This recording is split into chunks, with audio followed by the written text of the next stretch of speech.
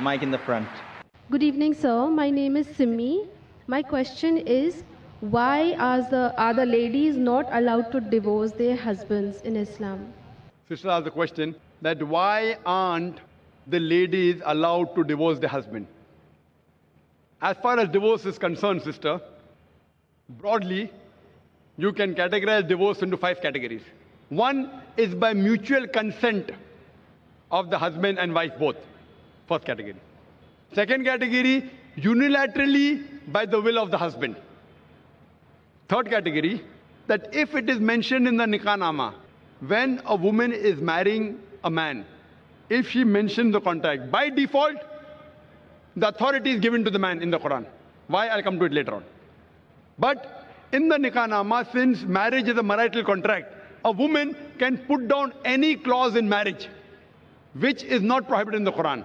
She can even say that I do not want my husband to take a second wife, because marrying more than one wife is not compulsory in Islam. If the boy agrees, he marries, otherwise they don't marry. She finds a new boy and he finds a new girl. But she can put the clause that I do not want you to take a second wife as long as I am alive.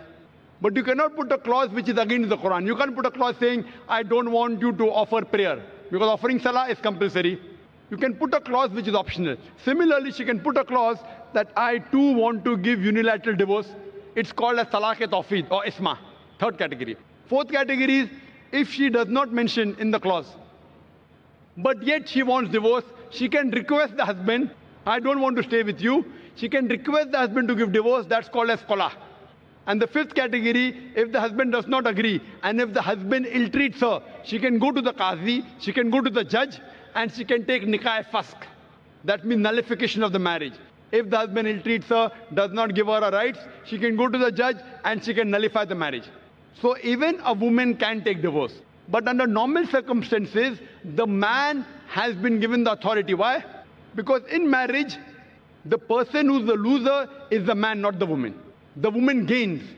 If you heard my talk last week on last Saturday, in the talk, Women's Rights in Islam, Subjugated or Protected, I mentioned that during marriage, the woman is on the receiving side. The Quran says in Surah Nisa, chapter 4, verse number 4, that give to the woman in marriage a marital gift, mahr. In marriage, it is the husband who gives to the would-be wife an amount, a mahr. And mahr can be any amount. So imagine, before she's married, it's the duty of the man, duty of the father and the brother. After she's married, it's the duty of the husband and the son to look after lodging, boarding, clothing, all financial aspects.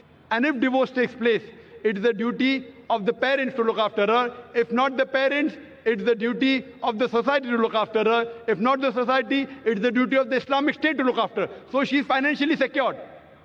If divorce takes place, the man gives the divorce, he loses the mahr. But the woman, she's on the receiving end. Now, she has a chance to get married. Once she gets married, she gets new mahr. And the man, when he has to marry another woman, he has to give new mahr. If the full authority is given to the woman keeps on marrying and divorcing, then she will keep on gaining money. Who's the loser? Is the man.